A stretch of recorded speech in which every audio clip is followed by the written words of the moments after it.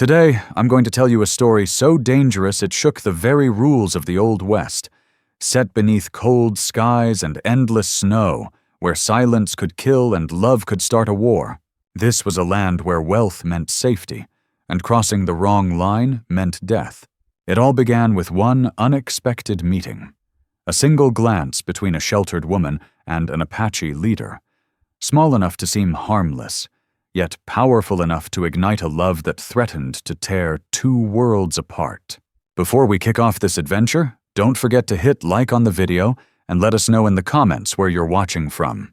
The winter of 1875 settled over the New Mexico territory like a held breath, soft and reverent, turning a land known for cruelty into something briefly holy. Snow swept down from a dull iron sky, cloaking the mountains around Santa Fe and burying adobe homes and timber roofs beneath a flawless white hush. It looked peaceful, yet the calm was thin, as delicate as frost gripping the glass panes of the Ashford estate. Elara Finch stood at her bedroom window, watching the snow drift slowly, endlessly.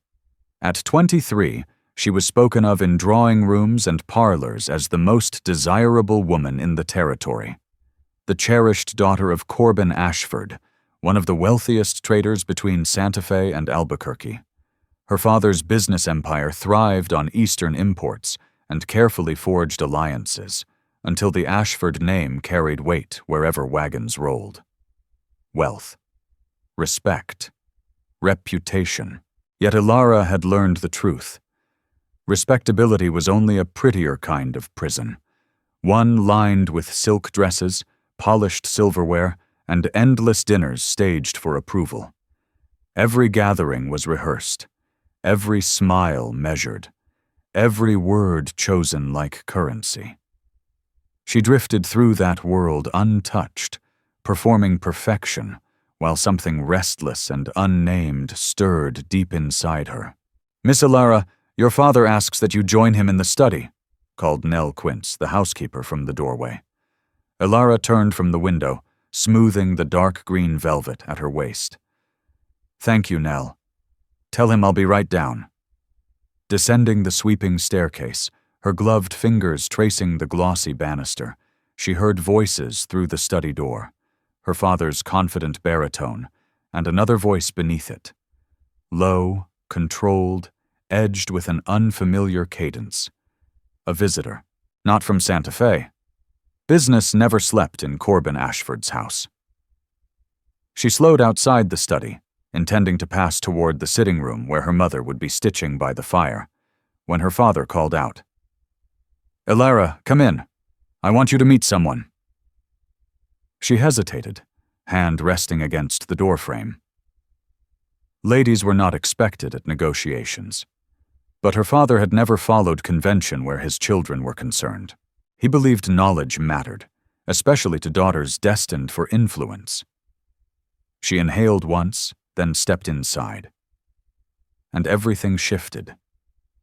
The man beside her father's desk did not belong to the room. He was tall, well over 6 feet, broad-shouldered, solid as carved stone. Buckskin leggings hugged his frame, paired with a shirt blending Apache tradition and frontier practicality. A silver concho belt caught the lamplight at his waist, but it was his face that stole the air from her lungs. High cheekbones, a hard, sculpted jaw, a mouth shaped by restraint, and his eyes, dark, bottomless like the deepest canyon after sunset. They locked onto hers the instant she entered. The impact struck her chest like a blow.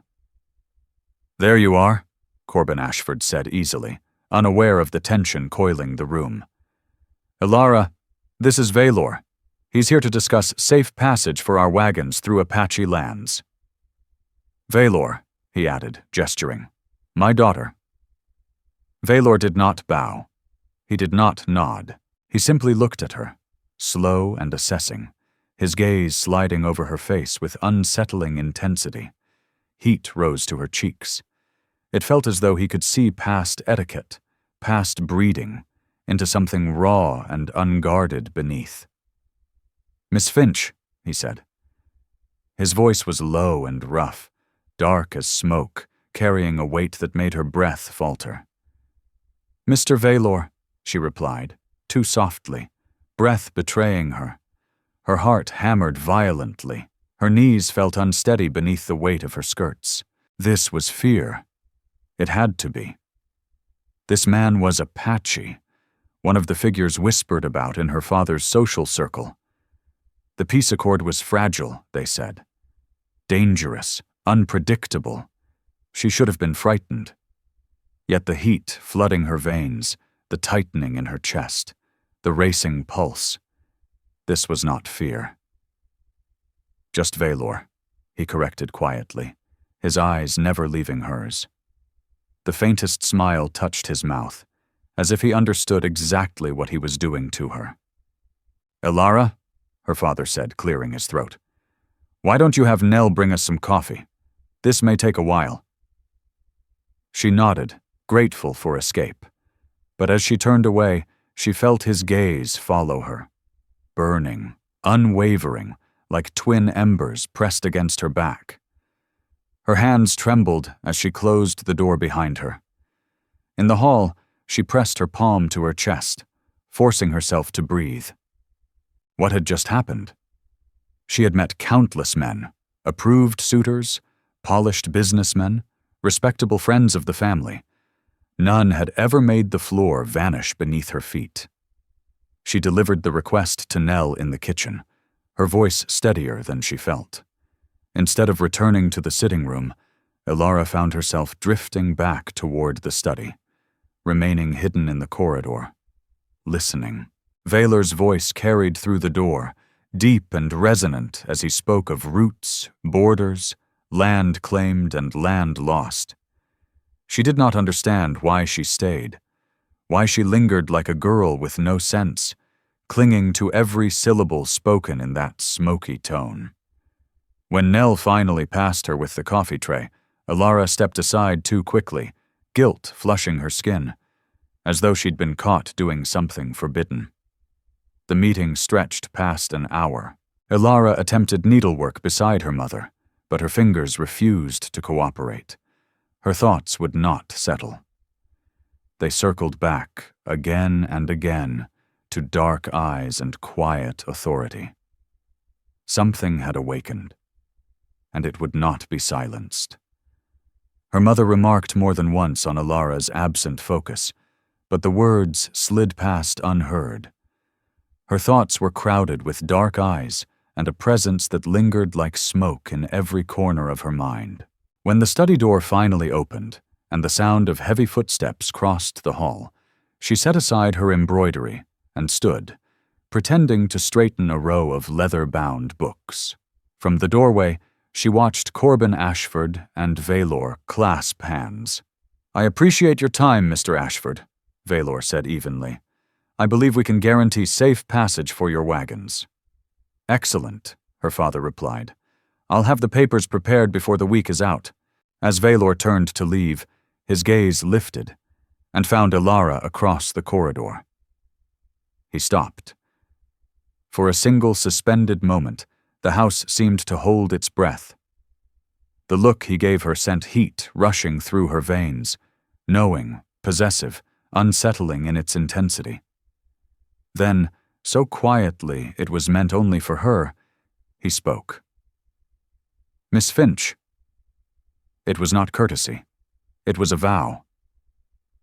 Then he was gone, the front door closing behind him with a soft sound that echoed far louder than it should have. Elara stood motionless, one hand still resting on a book's spine, her entire body trembling. Her mother was saying something sharp about the recklessness of conducting business with savages, but Elara barely registered it over the pounding in her ears. That night, sleep refused her. She lay awake in her four-poster bed, staring upward as snow whispered endlessly against the window. Whenever her eyes closed, she saw him. Those dark eyes, that faint smile, the way he had looked at her as though he could see past skin and bone into the very center of her being. She told herself it was fear. It had to be. Yet in a place she was unwilling to confront, Elara knew better. What she felt was far more dangerous. It was desire, uninvited, unexplainable, and absolutely forbidden. The days that followed were a torment. Every sound made her start. Part of her hoped Vaelor would return to conclude his business with her father. Another part dreaded the thought. She found herself lingering near windows, searching the white horizon for a tall rider cutting through the snow. At night, he followed her into sleep, not as terror, but as something far more unsettling. Dreams where strong hands brushed her cheek, where a low voice murmured words she couldn't quite hear, leaving her waking breathless and flushed. She fought to banish him from her thoughts. She attended church, endured tea with the minister's wife and her unbearable daughters, smiled politely when Bram Holloway arrived bearing flowers and earnest promises. Bram was everything her parents desired. Wealthy, polished, dependable, dull as dust. She should have wanted him. She should have been grateful. Instead, she found herself measuring him against an Apache warrior, and finding him painfully wanting. "You seem distant, my dear," Leora Ashford observed one afternoon as they sat in the parlor. Snow continued its relentless fall beyond the windows. "Are you unwell?" "Just tired, Mother," Elara lied, setting down her teacup with an unsteady hand. "Perhaps you should rest before the Calder's dinner tonight." Her mother's gaze sharpened. "You've looked pale lately, and Bram will be there. You'll want to present yourself properly." Bram. Yes, respectable, predictable Bram, who had never made her heart race, never weakened her knees, never looked at her as though he might consume her whole. That evening, dressed in sapphire silk that deepened the blue of her eyes, Elara sat through dinner at the Calder's elegant home, forcing herself to follow Bram's discussion of cattle and profits. Her thoughts wandered regardless, circling a face she could not forget. It was Vance Calder, recently returned from cavalry service, who finally voiced what hovered unspoken. "Father says Ashford's been dealing with an Apache," he said, his tone edged with disdain. "Vaelor, dangerous sort. They say he's killed more white men than anyone can count." Elara's fork struck her plate with a sharp clatter. Every gaze turned toward her. "Sorry," she murmured, heat rushing to her cheeks. "I was careless. Vaelor is complicated," Alden Calder said, more measured than his son. "Ruthless in battle, certainly, but since the peace accord, he's kept his word, more than many on either side." "Still a savage," Vance insisted. "No treaty changes what they are." "Vance," Miriam Calder said quickly, casting Elara an uneasy glance, "this is not suitable table talk." But the damage was done. Nausea churned in Elara's stomach. Was that who he truly was? A killer? A brute? She pictured his eyes, his stillness, the intelligence she had seen there, and something else, something that had awakened a part of her she never knew existed. She excused herself early, blaming a headache that was not entirely false. Bram offered to escort her home, but her father declined, calling for their carriage instead. The ride back through snow-silent streets passed without a word, and Elara stared ahead, knowing nothing would ever feel the same again. Her father sat wrapped in his own thoughts. Her mother drifted into a light sleep against the carriage cushions. Elara Finch gazed out at the snowbound land, washed in moonlight, and tried to make sense of the storm inside her. She had been raised to be careful, sheltered, proper, every advantage placed neatly at her feet, every lesson drilled into her bones, reputation first, emotion last. She should have been ashamed of her reaction to Vaelor. She should have been content with Bram Holloway's steady, predictable devotion. Instead, She felt as though the walls were closing in. Unable to sleep that night, Elara wrapped herself in a heavy cloak and slipped quietly down to the library. The house lay silent. The servants had long since retired. She lit a lamp and found her steps guided by instinct toward her father's shelves devoted to the territory. Explorers' accounts, traders' journals, military reports, descriptions of native tribes, of borders defended and blood spilled. Mentions of Apache warriors appeared again, and among them, scattered but unmistakable, the name Vaelor. Always brief, always spoken of with fear and reluctant respect. The fiercest among them, one record claimed. A man who has never lost a fight, never yielded, never spared an enemy. But another voice contradicted it. A journal kept by a Franciscan priest told a different story. A man of rare intelligence and unexpected honor, the priest wrote. Fierce when forced into battle, yet respected among his people for judgment beyond his years. He spoke several languages, understood both worlds, had labored harder than any to preserve the fragile peace. Elara closed the book, her hands trembling. Who was he? The ruthless killer Vance Calder had described? The thoughtful mediator the priest admired? Or something far more complicated? A man forged by violence, walking a narrow line between two cultures bound to despise one another?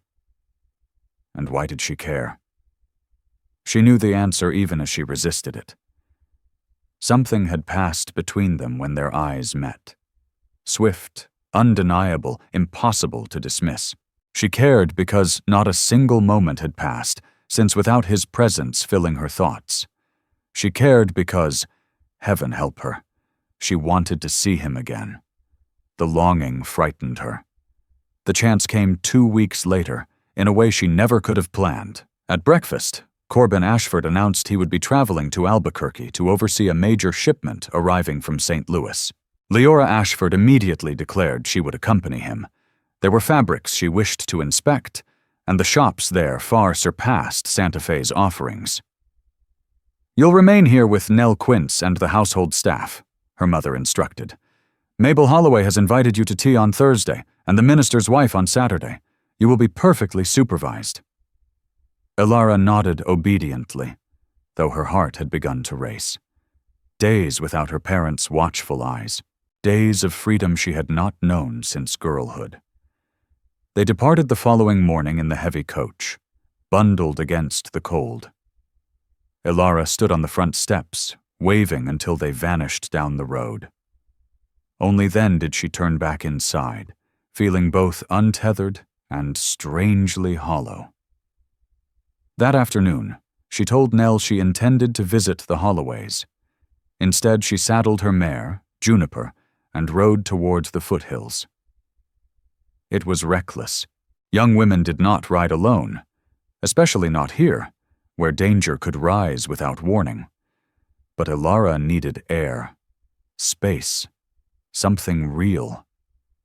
The snow had stopped, and sunlight spilled through the clouds, turning the land to glittering silver. She urged Juniper up a familiar trail, one she had ridden countless times before such freedoms were deemed unladylike. Cold air burned her lungs. Her blood sang. She felt alive in a way she hadn't in weeks. She did not realize she was being followed until it was too late.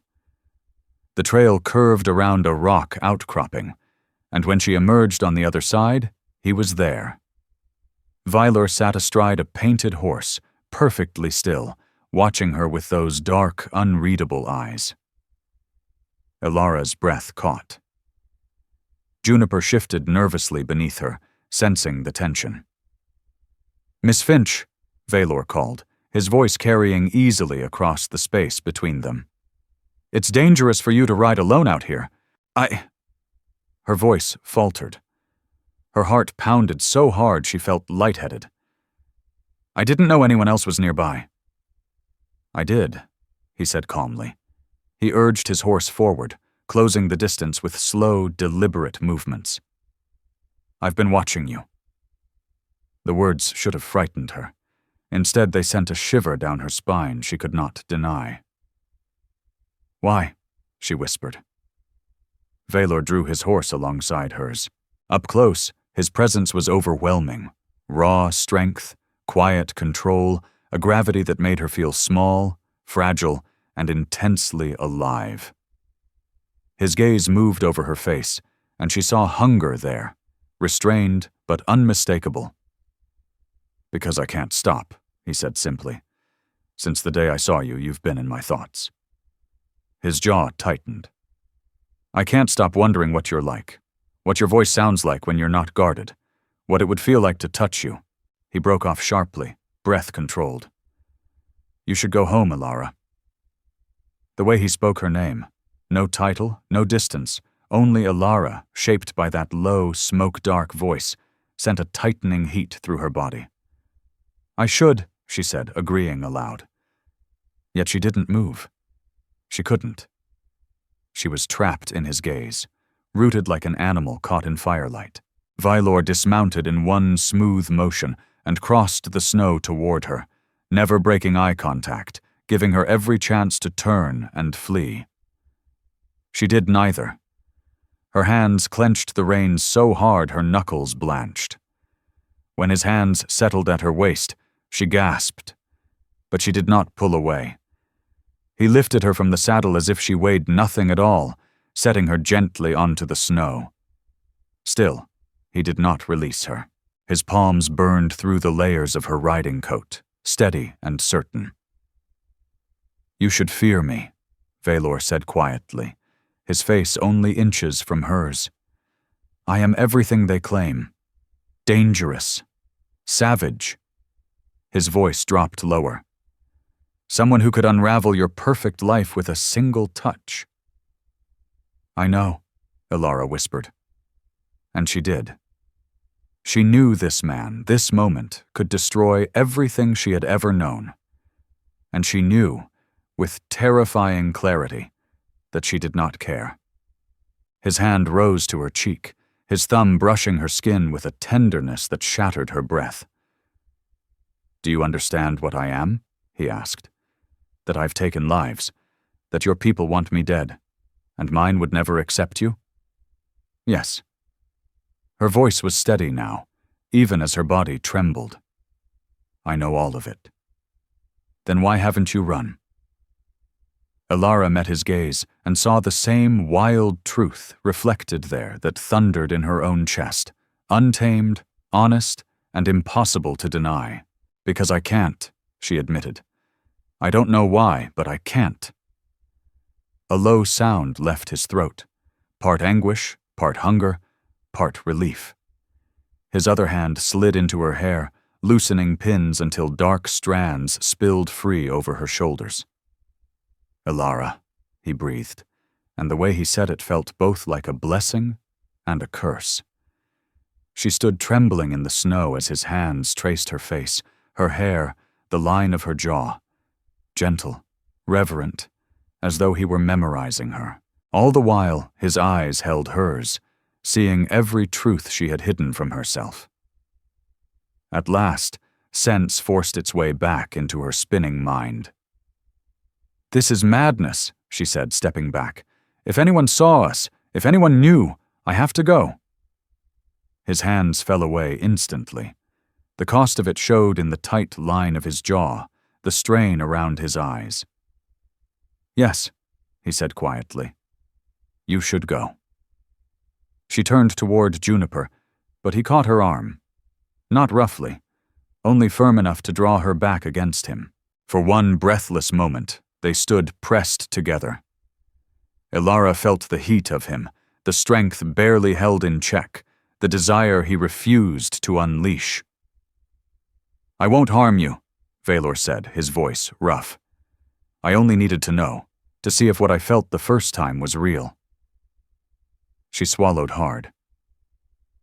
"And it's worse than I feared," he continued softly. "Because now I know you're not just beautiful.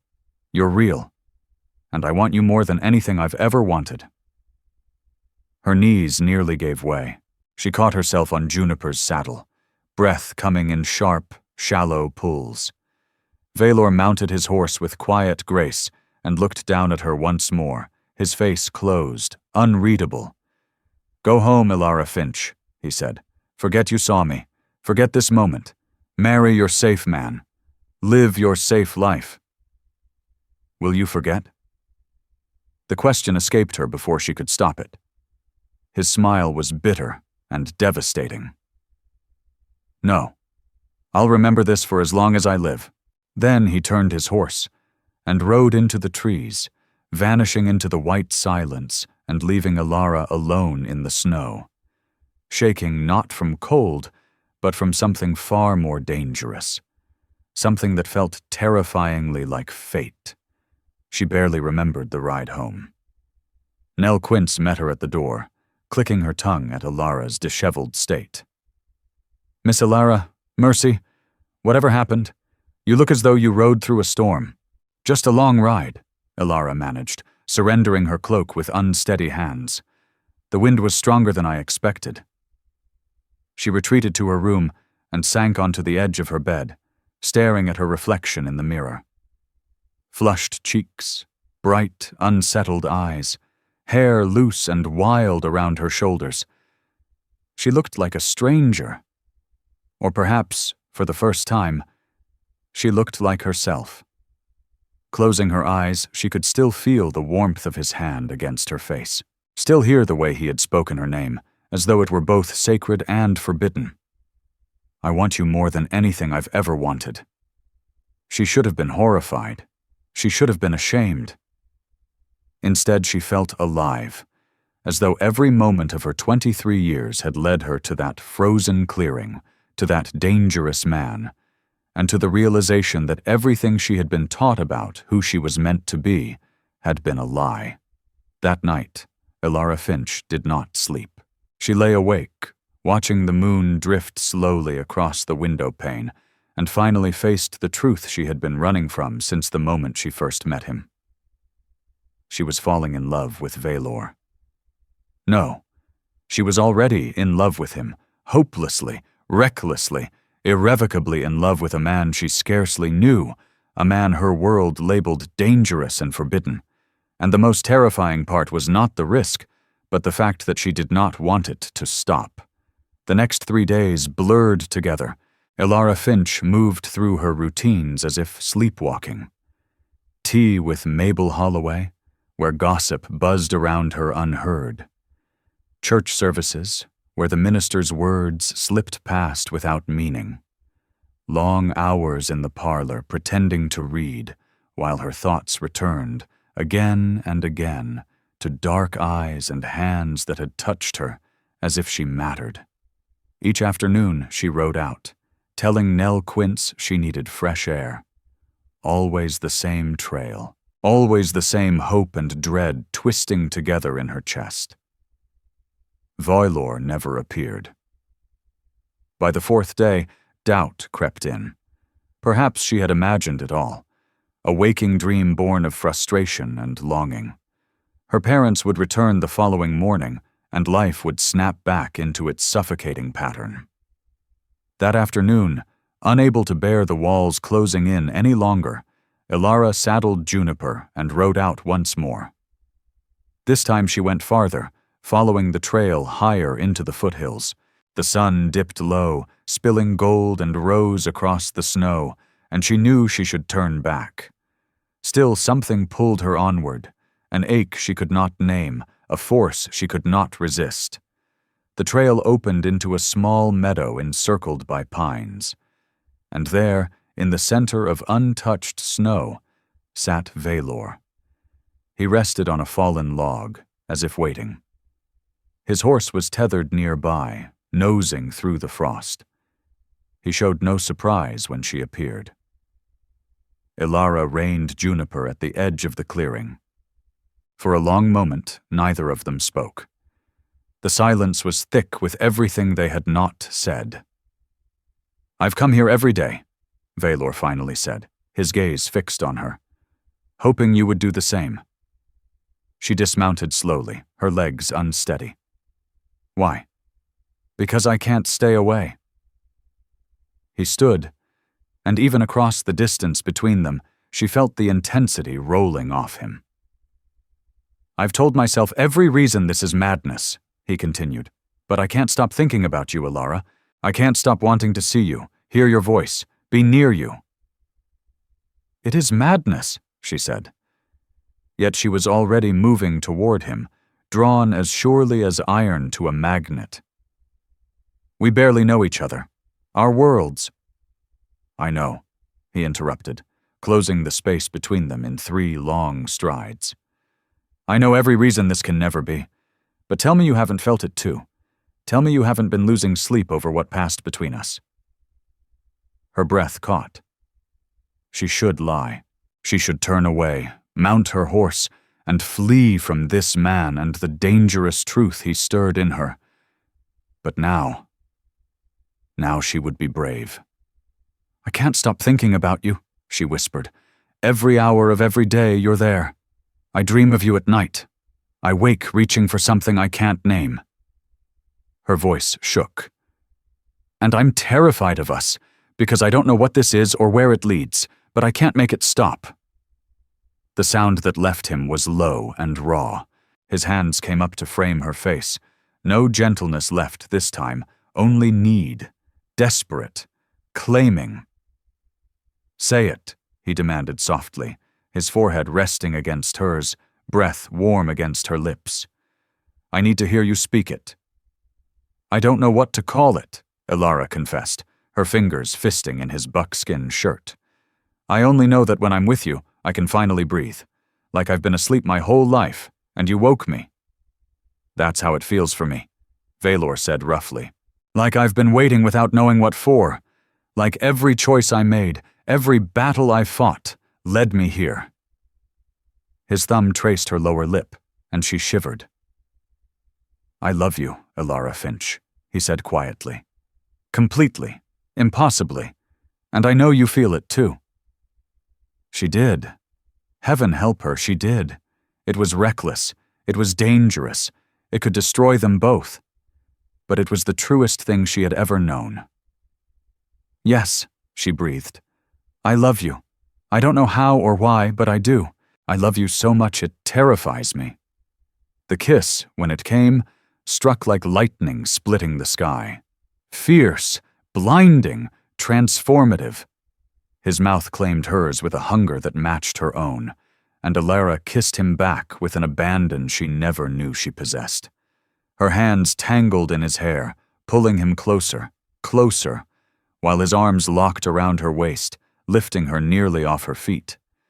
It was nothing like the chaste pecks Bram Holloway had placed on her cheek. This was fire, and there was no turning back. It was fierce and instinctive, and so right it left her shaking. She tasted urgency on his mouth, felt the tremor in his hands as he held her close, sensed the rigid discipline he was forcing on himself to keep from crossing a line she had not yet chosen. When they finally pulled apart, both breathing hard, Elara Finch knew something inside her had changed forever. The girl who had ridden into the hills that afternoon no longer existed. In her place stood a woman who had felt real passion, who would never again accept a life without it. What do we do now? She asked, her voice unsteady. I don't see how this can ever work. My family will never allow it. Your family, Vaelor cut in sharply. That means nothing to me. You're all I care about. We'll find a way, he said firmly. We have to. But how? Reality closed in around her, as cold and unforgiving as the snow beneath her boots. I'm expected to marry Bram Holloway. My parents have already all but announced it, and you— She hesitated, the weight of the truth heavy between them. You're Apache. If anyone discovers us, she continued quietly, it could ruin everything. Then we stay hidden, he said without hesitation. He drew her close again, resting his chin against her hair. We meet in secret until we know what to do. I won't lose you, Elara, not after finding you. She wanted to believe him. wanted desperately to trust that love could overcome the walls standing between them. But she had been raised to understand scandal, to fear the cost of defiance. "I'm scared," she admitted softly against his chest. "Scared of losing you. Scared of what loving you might cost us. Scared that this will all collapse and destroy us both." "Then let it," Vaelor said with quiet intensity. "Let the world fall apart. If I have you, nothing else matters."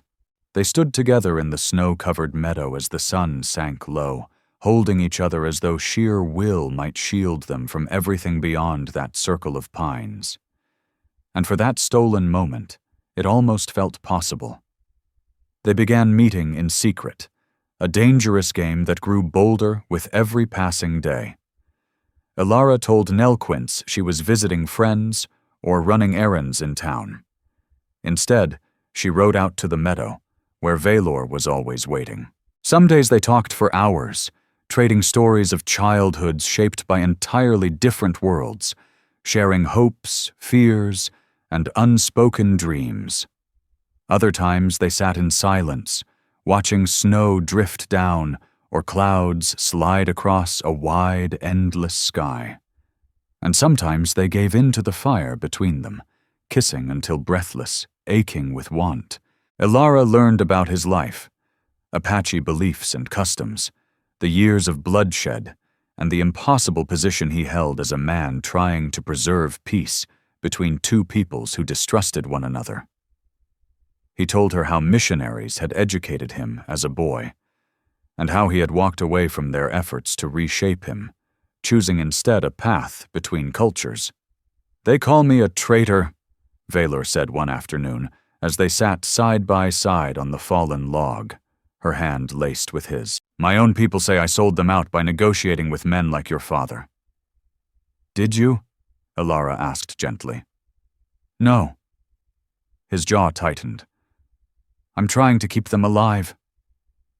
"The wars are finished," he continued. "We lost, but losing doesn't mean surrendering everything. If I can help my people keep land, protect some part of who we are, that's worth every insult." She squeezed his hand. "You're brave. Braver than anyone I've ever known." "I don't feel brave with you," he admitted quietly.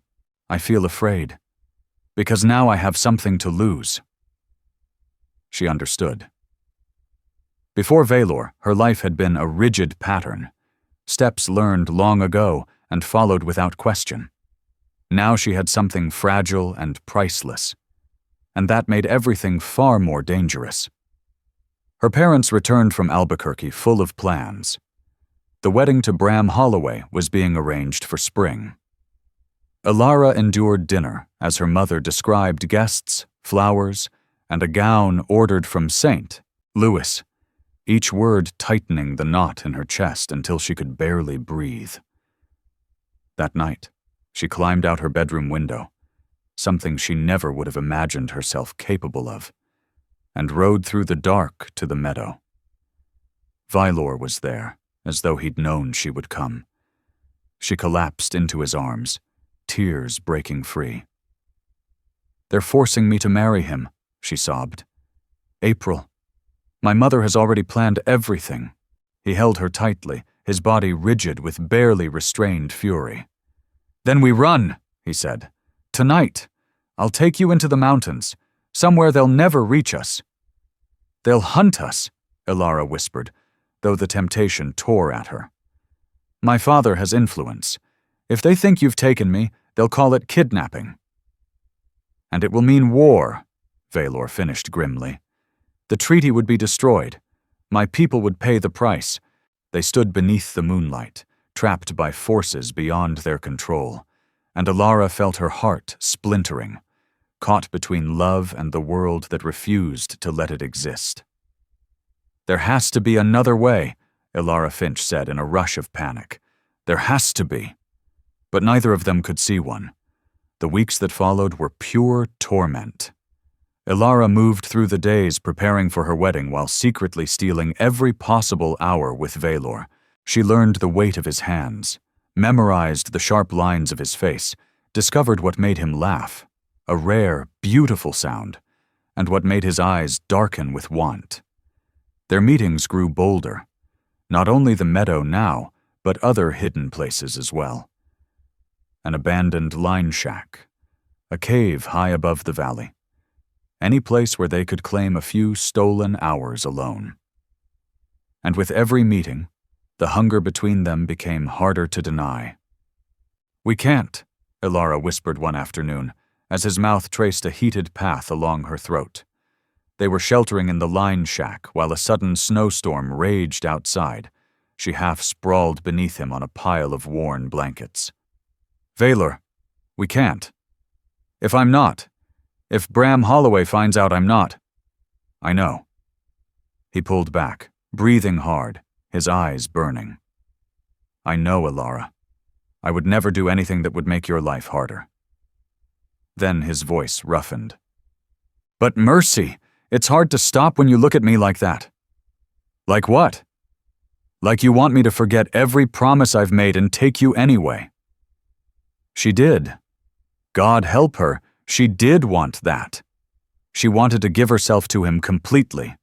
Consequences be damned. But the part of her that understood the world, the rules she lived under, knew it would end in disaster. "Tell me we're going to find a way," she begged, cradling his face. "Tell me this isn't all we'll ever have." "We'll find one," Vaelor promised, though doubt shadowed his words. "I swear it, Elara. I will find a way for us." But as March edged toward April and the wedding drew closer, that promise felt thinner every day.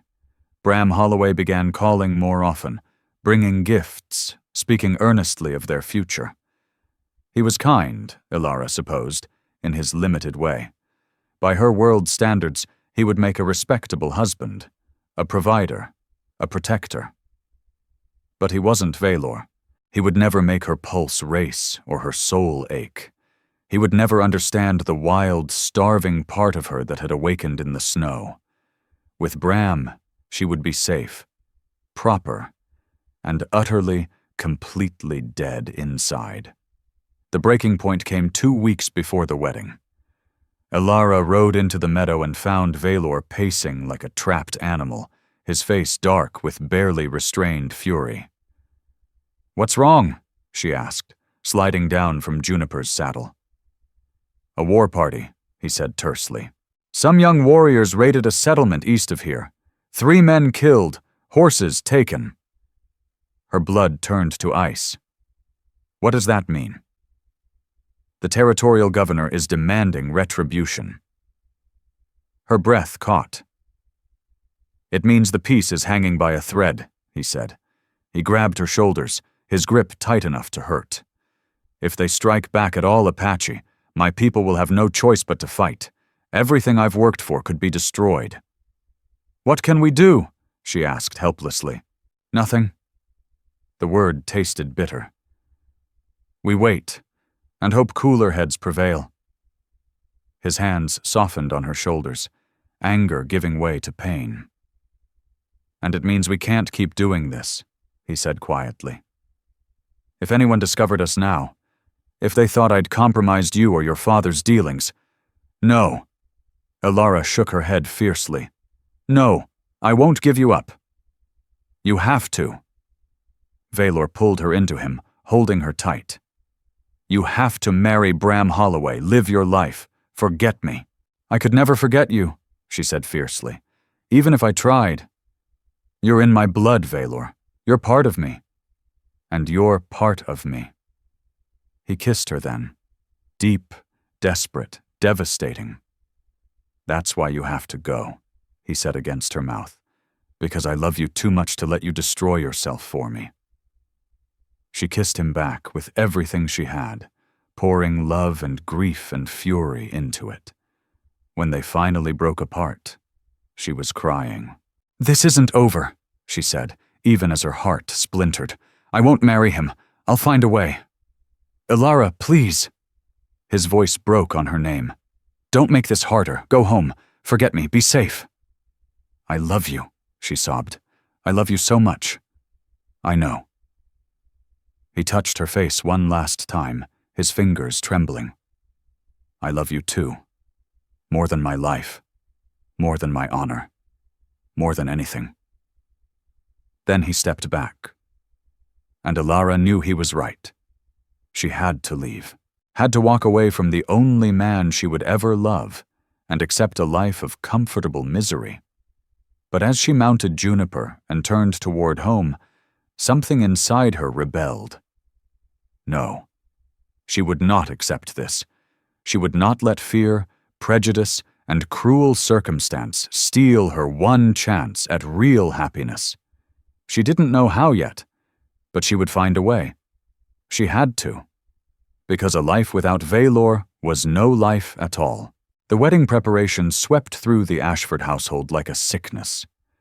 Elara Finch moved through the noise and urgency as if she were numb, detached from her own body. She nodded when her mother presented bolts of fabric, agreed to flower arrangements she did not care about, and stood motionless while dressmakers pinned and stitched the white gown that would soon turn her into Bram Holloway's wife. She had not seen Vaelor in 10 days. 10 days that felt like 10 years. She told herself she was honoring his wishes, giving him time to face the political storm threatening his people. But the truth was far simpler and far more frightening. She was terrified that if she saw him again, she would not be strong enough to walk away a second time. The Territorial situation worsened by the day. The governor ordered heavier military patrols through Apache land, and tension thickened the air. Elara's father spoke grimly over dinner about protecting property and business interests should violence return. Bram, meanwhile, grew increasingly possessive. He called daily. He arrived with Mabel Holloway to discuss household arrangements, speaking of their future as though Elara were already his. She endured it all with a smile that felt painted on, a fragile mask that cracked a little more each day. At night, alone in her room, the mask fell away. She stood at her window, staring toward the moonlit mountains, and felt Vaelor's absence like a physical wound. She remembered his hands in her hair, the sound of her name in his voice, the way he looked at her as if she were something rare and untamed and worth any danger. She could not marry Bram. Every part of her rebelled against it. But what choice did she have? Running would bring ruin down on Vaelor and his people. Refusing the marriage would destroy her family's name and leave her with no future, no income, no standing, no place in the world. She was trapped in a cage built of expectation and politics, and every bar was unbreakable. On the morning of her bridal fitting, Nell Quince found her in the garden, snow drifting softly around her as she sat with her face buried in her hands. "Miss Elara," the housekeeper hurried over, worry etched deep into her round face. "What's wrong, child? Are you ill?" "I can't do this," Elara sobbed. "Nell, I can't marry him. I can't." Nell glanced around nervously before guiding her to a bench beneath an overgrown arbor. Now, she said gently, patting Elara's hand. "Wedding nerves are natural. Mr. Holloway is a good man from a good family. You'll be well cared for." "I don't love him," Elara said, the words spilling out like a confession. "I never will." She swallowed hard. "There's someone else. Someone impossible. Someone I can't have. But I love him so much it hurts to breathe." Nell's eyes widened. "Miss Elara, you mustn't say such things. If your parents heard—" "I know," Elara said, wiping her tears. "I know I have to go through with this. I just needed to say it once. Out loud."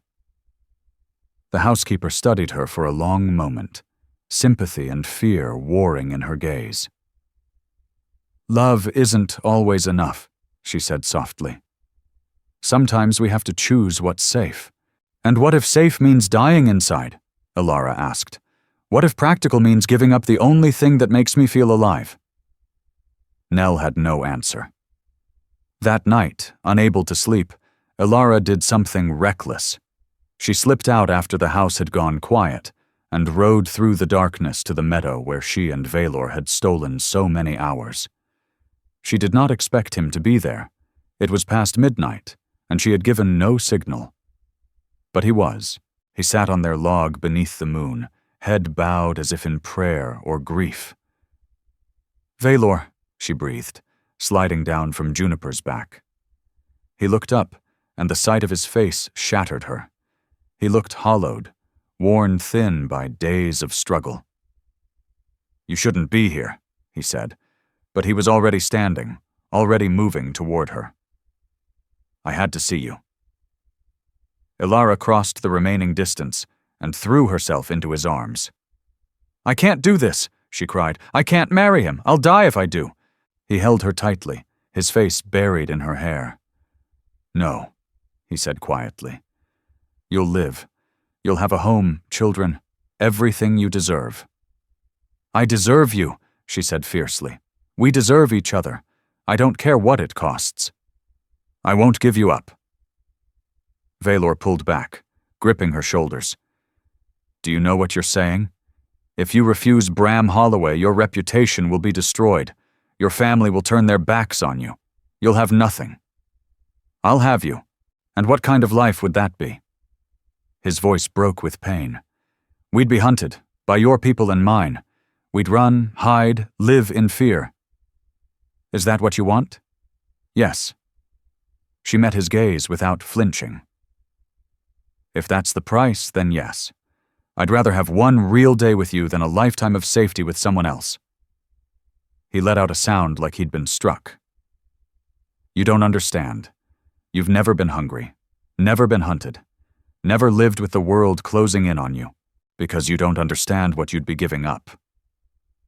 "Then teach me," Elara Finch said, catching his hands and pressing them hard against her chest. "Take me away from here tonight, right now. We'll face whatever comes together." For a heartbeat, hope flared in Vaelor's eyes, wild, desperate, mirroring her own. Then reality slammed back into place, and the light faded.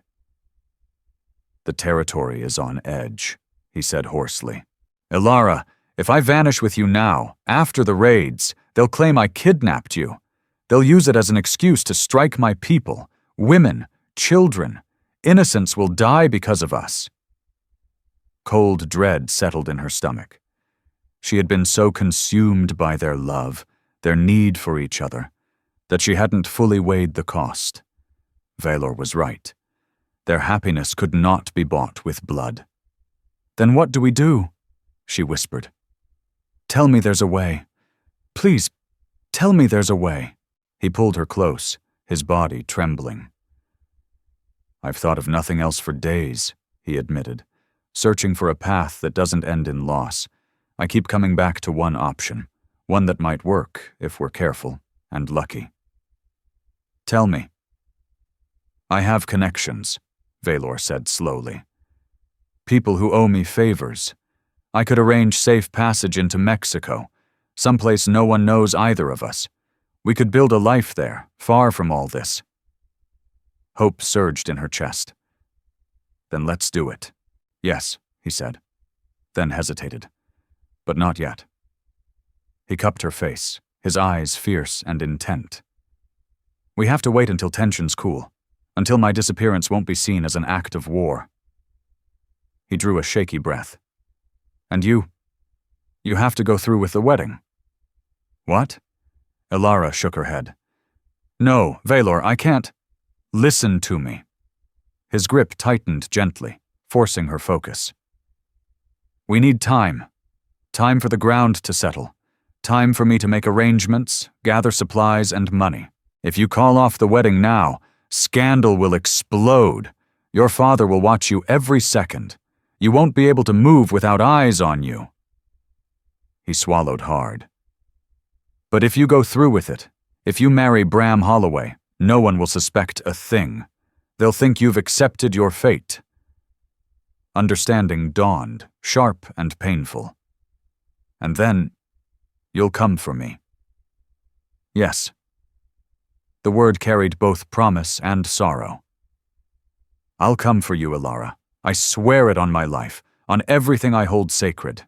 It may take weeks, maybe a month or two, but I will get you out. I will take you somewhere we can be together."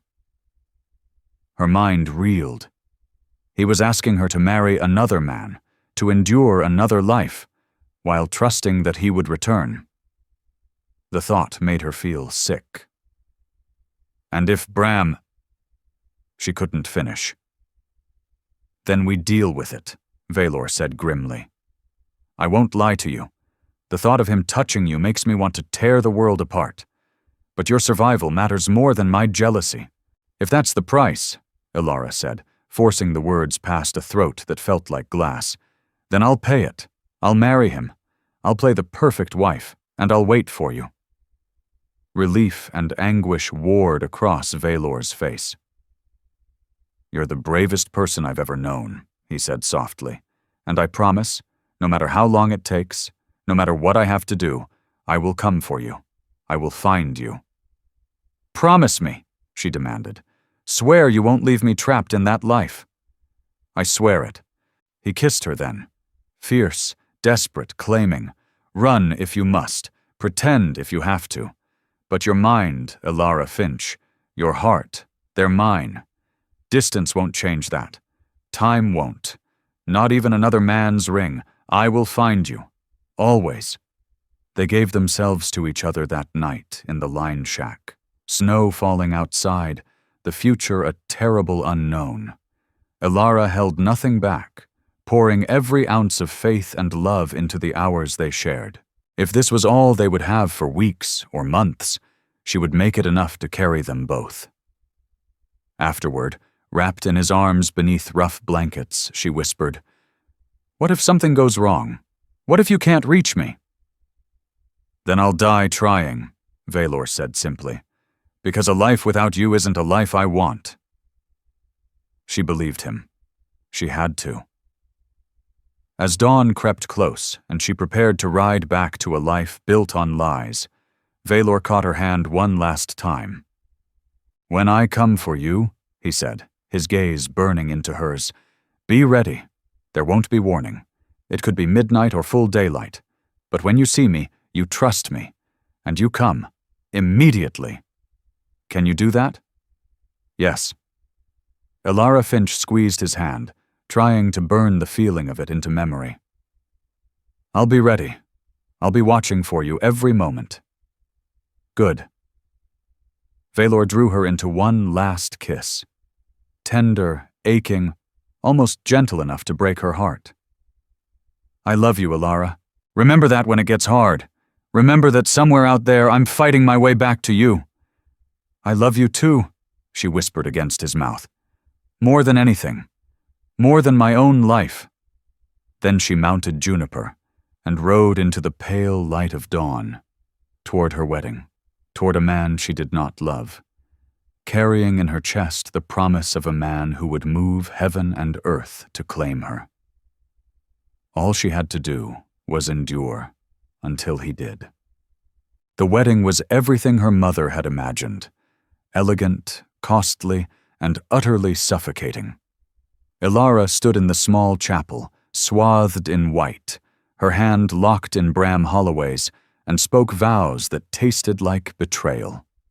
She smiled when prompted, accepted congratulations from guests who never heard the silent scream in her chest, and danced with her new husband while her heart splintered into smaller and smaller pieces. That night, Bram tried to be kind in his way, careful with his nervous bride. Elara closed her eyes and pretended she was somewhere else, with someone else, and afterward lay awake in the dark, wondering how she would survive even one more day of the lie. But she did survive.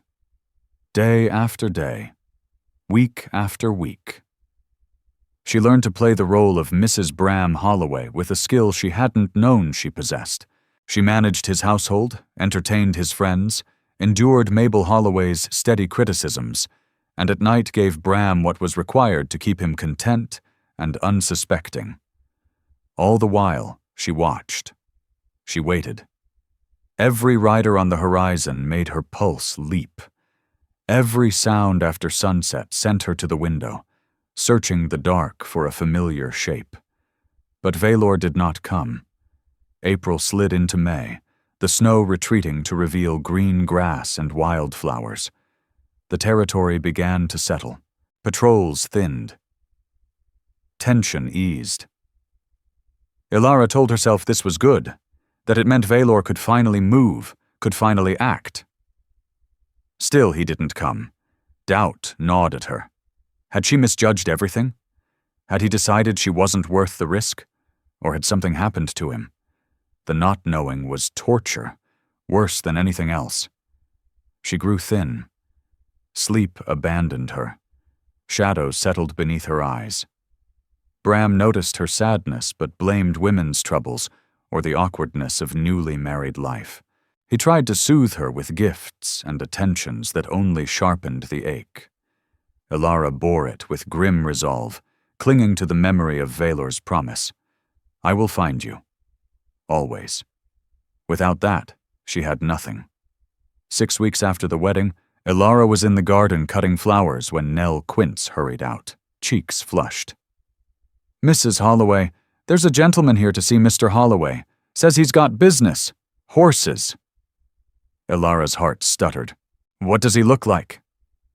An Indian man, Nell said softly. Tall, long hair, very intense. The basket slipped from Elara's fingers. Where is Bram? At his father's ranch, ma'am. Won't be back till evening. I'll receive him, Elara said, forcing steadiness into her voice. Show him into the parlor. Nell hesitated. Are you sure, ma'am? With Mr. Holloway gone. It's fine, Elara said. Just business. Show him in, then leave us. I'll call if I need anything. Nell obeyed, though doubt lingered on her face.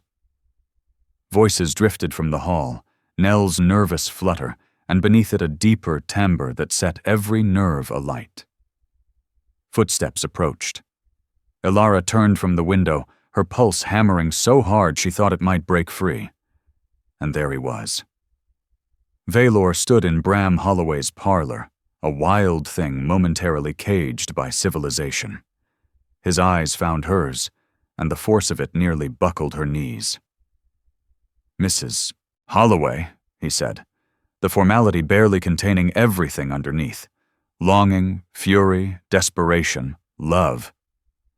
Your husband agreed to discuss some horses I'm selling. Is he available? He's away, Elara managed, though her voice trembled. He won't return until evening. I see. Vaelor stepped farther into the room, his gaze never leaving her.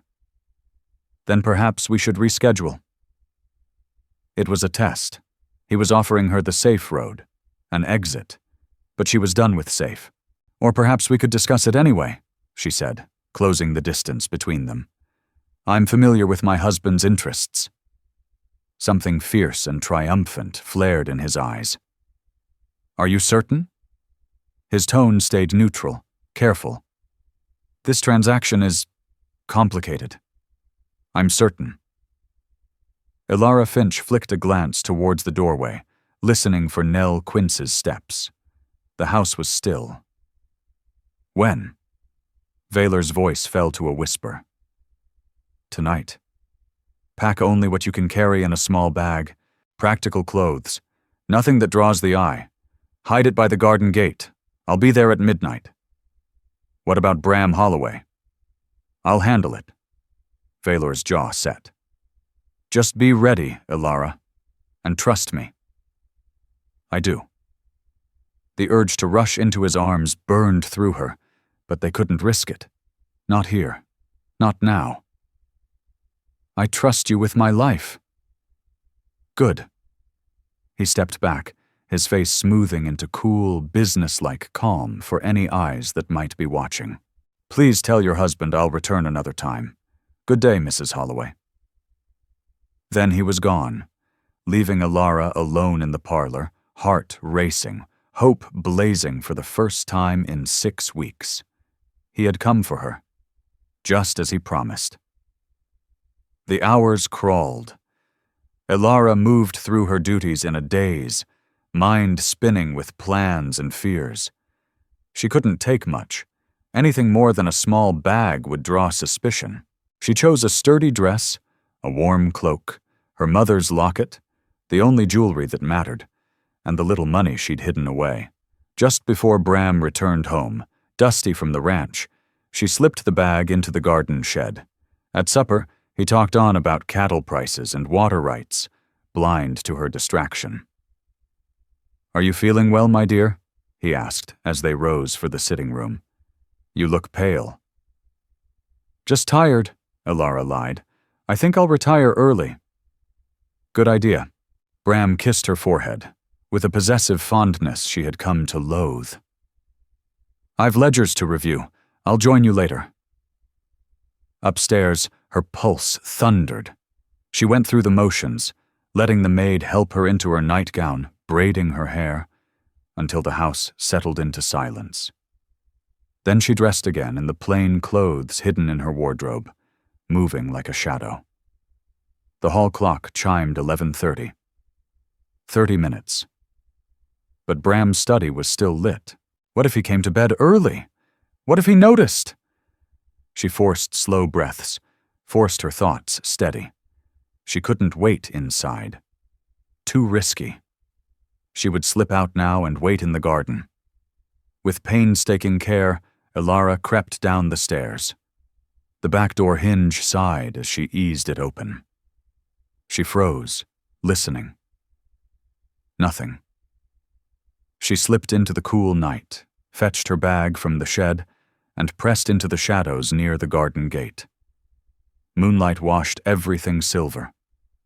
She waited, every nerve taut. The minutes dragged. 11:40, 11:50.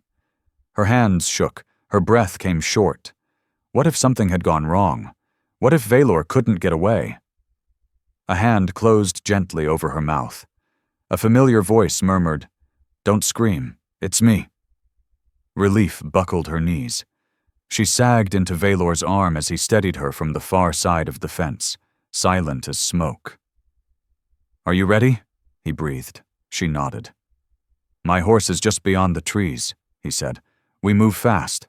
Stay close." He lifted her over the low fence, his grip sure. They'd taken barely a dozen steps when a shout cracked the night. "Elara!" Her blood iced. She spun to see Bram Holloway in the doorway, his face contorted with shock and fury. "Get on!" Vaelor ordered, voice like stone. "Now!" She ran. Behind her, Bram's boots thundered. Vaelor's horse surged from the dark, a powerful black stallion stamping and snorting. Elara grabbed for the saddle. Vaelor was there in an instant, hoisting her up and swinging behind her in one fluid motion. Bram was almost upon them, rage purple on his face. "You savage bastard!" he bellowed. "You're stealing my wife. I'll have you hunted down and hanged." "She was never yours," Vaelor said coldly. "She was always mine."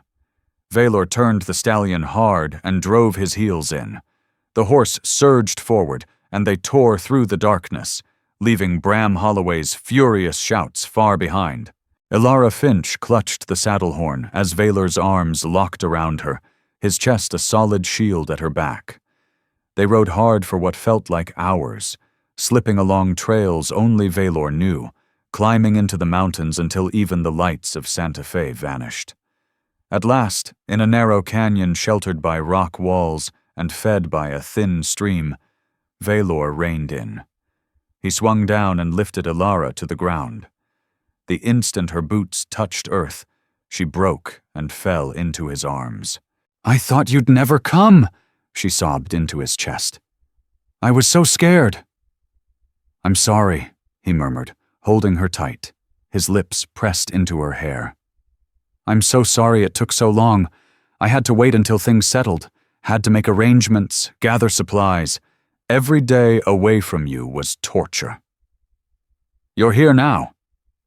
Elara pulled back, searching his face, needing proof. "You're here, and we're together." "Yes." Vaelor cupped her face. "And no one will ever separate us again. I've arranged passage into Mexico for tomorrow. A man I trust will meet us at dawn with supplies and horses. Mexico? We'll cross the border and disappear. I have contacts in a village south of Chihuahua. People who won't ask questions. We can build a life there, Elara. A real life. What about Bram? What about my family? Won't they come after us? Probably, Vaelor said grimly. But by the time they organize a search, we'll be gone. And once we're in Mexico, American law can't touch us. Your husband can't force you back. Elara thought of Bram, of her parents, of the life she was leaving. She should have felt guilt, remorse for the scandal, the hurt. Instead, relief washed through her, deep and overwhelming. I love you, she said, rising to kiss him. I choose you. I will always choose you. And I choose you, he replied, fierce and sure. Forever, Elara, no matter what comes. They made camp in the canyon, coaxing a small fire to life and sharing the food Vaelor had brought. Wrapped in blankets beneath a vast spill of stars, peace finally settled over Elara. Tell me about the village, she said, resting her head on his shoulder. Tell me about our life there. It's small, Vaelor said, his arm around her. Simple. Nothing like what you're used to. We'll work hard. I'll hire out as a guide or translator, and you— I'll do whatever needs doing, Elara cut in. I'm not afraid of work. I'm only afraid of losing you. He kissed the crown of her head. You won't lose me. I'm yours, body, heart, and soul. They talked through the night, weaving plans and dreams until sleep finally claimed them. Elara fell asleep in Vaelor's arms, safer than she'd ever been. Dawn broke cold and clear. Vaelor's contact arrived as promised, a weathered Mexican trader named Tomas Rivas, who asked no questions and accepted payment with a knowing nod. He brought 2 extra horses loaded with supplies, rough trail clothes for Elara, and a map marking safer routes south. Via Condesa, Tomas said before riding off. May you find peace, amigos. They rode south for 3 days, keeping to paths that skirted settlements and travelers. At night, they camped under the stars while Vaelor taught Elara what she'd need. How to read the land, find water, move quietly over rough ground. And each night, they held to each other with the urgency of 2 people who had nearly lost everything. On the 4th day, they crossed into Mexico. Elara felt it, a subtle easing, a lightness she hadn't known she carried, beyond American law, beyond Bram's claim, beyond her family's expectations. Free. The village Vaelor had described was small, perhaps 50 adobe homes around a plaza with a church and a cantina. The people watched them with curiosity, not hostility.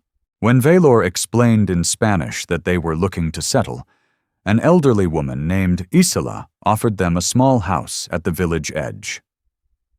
It was my son's, she said, which Vaelor translated. He left for the city years ago. You may stay, work the land. It's not much, but it's yours if you want it. We want it, Elara said in careful Spanish, and Isela smiled.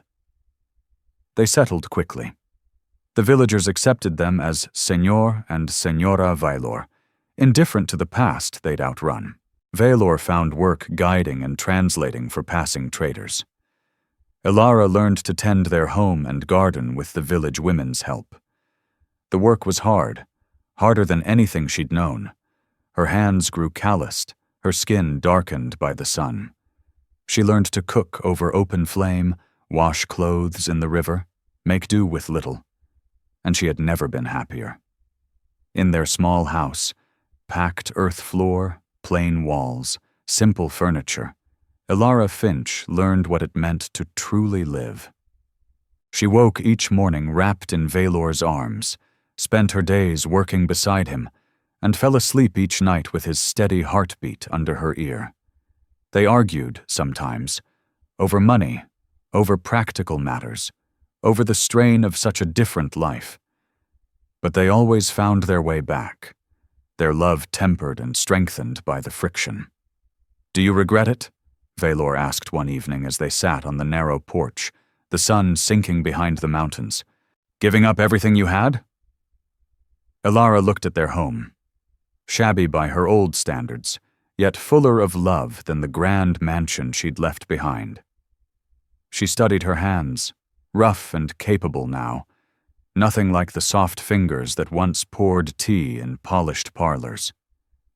Then she met Vaelor's gaze, this fierce, beautiful man who had risked everything to claim her. "Not for a single moment," she said. "This life, our life, is worth more than all the silk dresses and fancy dinners in the world." Vaelor smiled, that rare, beautiful smile that still made her heart stumble. "You're extraordinary, you know that? How many women would trade a mansion for an adobe hut and call it fair?" "The one who loves you," Elara said simply. "That's who." 4 months after they fled New Mexico, Elara began to suspect she was pregnant. She waited until she was certain, afraid to believe it herself. When one of the village midwives confirmed it, joy flooded her. She told Vaelor that evening as they prepared supper together, a humble meal of beans and tortillas that tasted better than any feast from her former life. "Vaelor," she said, watching him slice vegetables with practiced ease, "I have something to tell you." He looked up at once, alert to the tremor in her voice. "What is it? Are you unwell?" "No." Elara took his hand and placed it on her still flat belly. "I'm pregnant. We're going to have a baby." For a heartbeat, Vaelor only stared. Then his face transformed, shock giving way to wonder, wonder to a fierce, possessive joy. He dropped to his knees, pressing his face to her stomach, his arms circling her hips. "A child," he breathed. "Our child." "Are you happy?" Elara asked, threading her fingers through his long hair. "Happy?" He looked up, tears bright in his eyes. "I don't have words. You've given me everything, love, freedom, and now this. A family. Something I never thought I'd have." Elara knelt with him, cupping his face. "We'll be good parents," she promised. "We'll teach our child about both our worlds, the beauty in each. We'll raise them strong and free and full of love." "Yes," Vaelor said, kissing her with reverence. "Yes, we will." Their son was born the following spring, delivered by Isela and the village midwives, while Vaelor paced outside like a caged animal. The instant the baby's first cry rang out, he burst in despite the women's protests and dropped to his knees beside the bed, where Elara lay exhausted but radiant, cradling their child. "A son," she said, her voice hoarse with joy. "We have a son, Vaelor." He gazed at the tiny, perfect being, dark hair like his own, Elara's blue eyes already bright with curiosity. A fierce, protective love surged through him. "He's beautiful," Vaelor whispered, touching a small fist. "Like his mother. And strong," Elara added, smiling. "Like his father." They named him Islin, a bridge between worlds, just as he would be. Islin Vaelor, born free in a small Mexican village to parents who had defied the world to be together. Years passed. Islin grew from infant to toddler to a bright, energetic boy who spoke Spanish, English, and Apache with equal ease. He ran wild with the other children, learned to ride before he could properly walk, and soaked up the world like sunlight. Elara and Vaelor built a good life. Vaelor's work as a guide and translator kept them fed, and Elara's garden filled their table. They added rooms as needed, shaping the house into something truly theirs. Sometimes Elara thought of her old life. She wondered whether her parents had forgiven her, whether Bram Holloway had remarried, whether her name was still spoken in Santa Fe's parlors. Those thoughts came less often as time went on, fading like old photographs. This was her life now. This house, this man, this child, and she would not trade it for anything. One evening, when Islin was 4, he climbed into Elara's lap as she watched the sunset. "Mama," he said, "Senora Isela says you and Papa came from far away. Is that true?" Elara glanced at Vaelor, who paused in his work mending a saddle. "Yes," she said, smoothing Islin's dark hair. "We did. Why did you come here?" She chose her words carefully. "Because your father and I loved each other, and there were people who didn't want us together. So we had to be very brave and leave everything behind to make a family." Islin considered this. Was it scary? "Terrifying," Elara admitted, "but also wonderful, because it brought us here to you." "Will you tell me the story?" Islin asked, settling closer against her. Elara smiled, drawing him in, ready to begin, about how you and Papa met. Elara glanced at Vaelor, who smiled and came to sit beside them. Together they began telling their son a gentler version of the truth. A beautiful woman and a fierce warrior. An impossible love, dangerous choices, a promise kept, and freedom won. As Elara spoke, Vaelor's hand found hers, their fingers lacing together without thought. She looked out at the mountains washed in gold by the setting sun, at their simple, cherished home, at their son listening with wide, unblinking focus. This was the life she had chosen, without luxury or ease, but rich in love, freedom, and truth. A life where she woke each morning in the arms of a man who saw her completely and loved her anyway. A life where she could teach her child that courage sometimes meant leaving comfort behind for something real. "And they lived happily ever after?" Islin asked when the story ended. Elara squeezed Vaelor's hand, feeling his steady warmth, the calm that had carried her through every storm. "Yes," she said softly. "They did. They truly did." Epilogue. 20 years later, a knock sounded on the door on a spring afternoon when the desert bloomed and the air smelled of sage and possibility. Elara looked up from her weaving. She was in her mid-40s now, her once golden hair threaded with silver, her face marked by a life fully lived under the Mexican sun. "I'll get it," called Islin, now a tall, handsome young man with his father's dark coloring and his mother's striking blue eyes. He worked as a translator and guide like Vaelor, though he dreamed of becoming a teacher. Elara heard voices at the door, Islin's deep baritone and another voice, older, trembling with emotion. Then Islin appeared in the doorway, uncertain.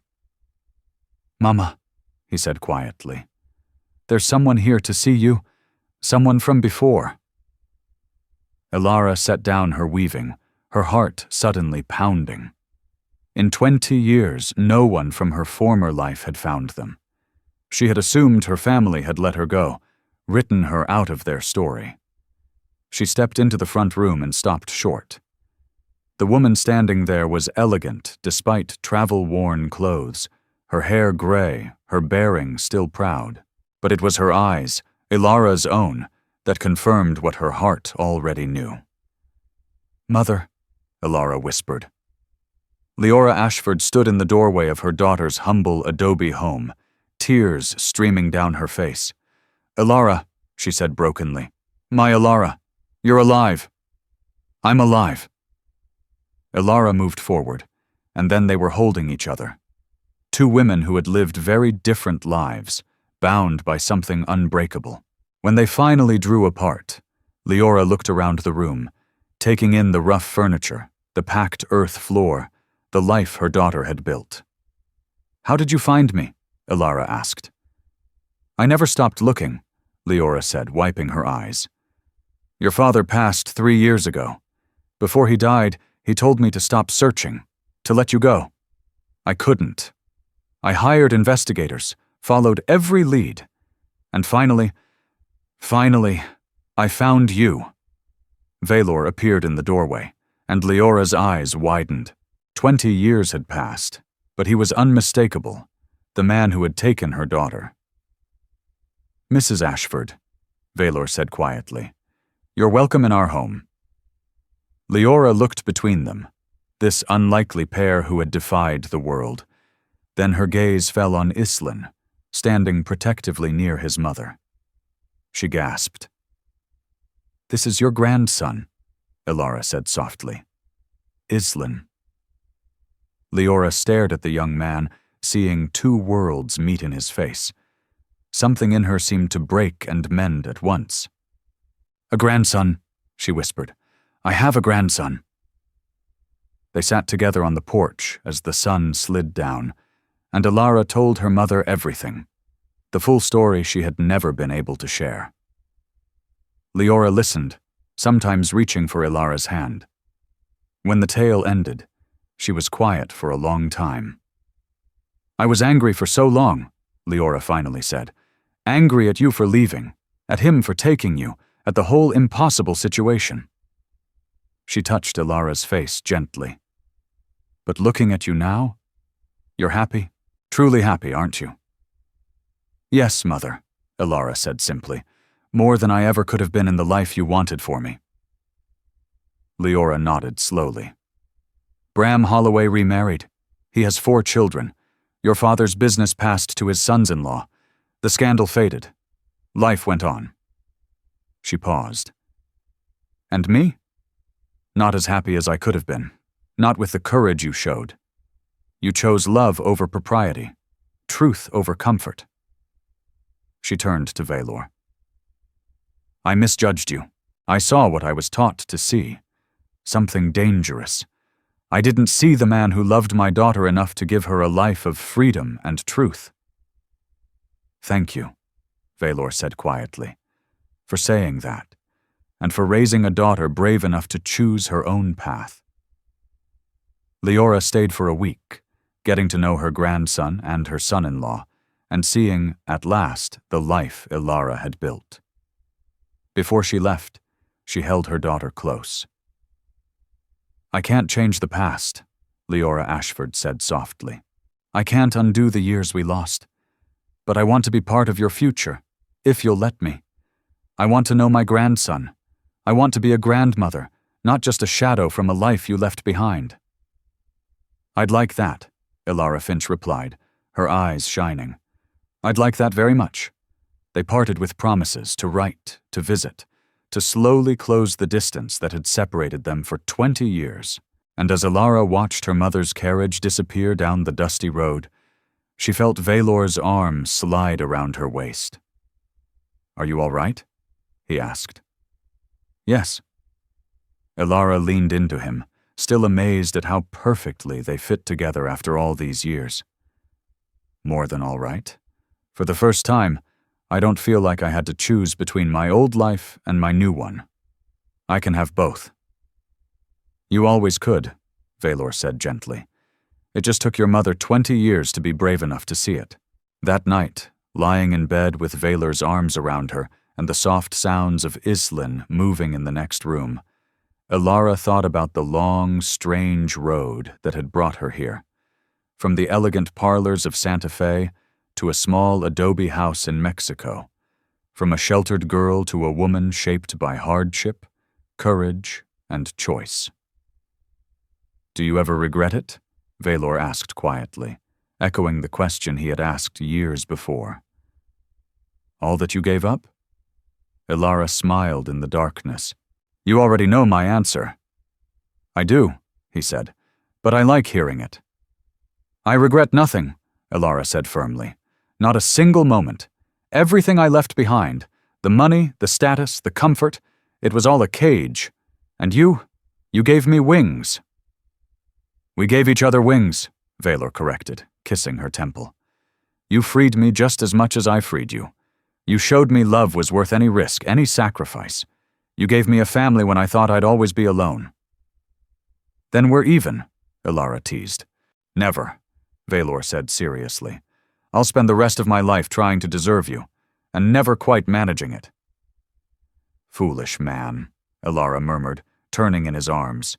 "You deserved me from the moment you kept your promise, from the moment you came for me, just like you swore you would."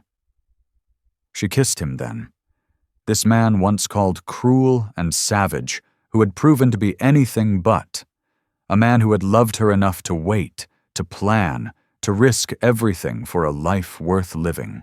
Outside, the desert night breathed with sound, crickets singing, an owl calling, wind whispering secrets to the mountains. Inside their small home, Elara and Vaelor held each other close. Still lovers after 20 years, still partners in the greatest adventure of their lives. And in the next room, their son slept peacefully, the living proof that love could cross impossible boundaries, that courage could carve new paths, and that the greatest happiness sometimes came from running toward what was true, even when the world begged you to stay small and safe.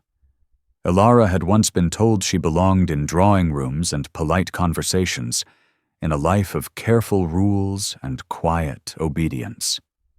But she had learned the truth. She belonged wherever love lived. She belonged with the man who saw her completely and loved her anyway. She belonged in the life they had built together, choice by choice, day by day.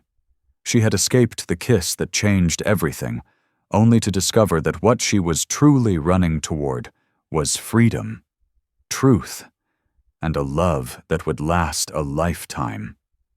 As she drifted to sleep in Vaelor's arms, Elara smiled, knowing the so-called cruel Apache who had sworn to find her had kept every promise he ever made. He had found her. He had claimed her. He had loved her. And together, they had built something beautiful from the ashes of everything they left behind. Dear listener, here's something no one tells you about getting older. Somewhere between your first gray hair and the moment you stop worrying what others think, you become dangerous, in the best possible way. Dangerous to every lie you were ever told about who you should be. Elara's story isn't just a romance, it's a mirror. And if you're listening, I want you to see yourself in it. You and Elara aren't so different. She lived in a world that built cages out of expectations and called them a proper life. Sound familiar? What saved her wasn't the dramatic escape. It was the moment she admitted the truth to herself. I feel alive with him. 4 simple words. Everything changed. Because once you know what makes you feel alive, you can't unknow it. You can't go back to sleepwalking. So let me ask you, what makes you feel alive? Not 40 years ago. Not what others say should make you happy. Today. Right now. What lights that spark behind your eyes? Maybe it's painting, but you haven't touched a brush since 1987. Maybe it's learning a new language, but you think you're too old. Maybe it's writing a letter you never had the courage to send. Or maybe it's finally admitting you're tired of pretending the life you have is the life you wanted. Elara chose truth, and it changed everything. Finally, let me send my deep thanks to you. Thank you for giving your time to this story. Some journeys shape us, and we hope this one left a mark on your heart. There are more paths ahead, more legends of love, hardship, and redemption beneath the western sky. Please subscribe, leave your thoughts, and travel with us once again. Thank you, and God bless. Aviso legal. Disclaimer. The stories presented here are creative expressions and may mix historical inspiration with dramatized scenes. AI tools contribute to some elements of voice, imagery, and structure, but every published story is refined by editors and creators to ensure authentic emotional impact. We honor YouTube's policies and do not generate deceptive likenesses or artificial depictions of real people. All audiovisual components are legally licensed. Any use, redistribution, or alteration of this content must be granted through written consent. Your presence here means a lot. Thank you for supporting artistic storytelling.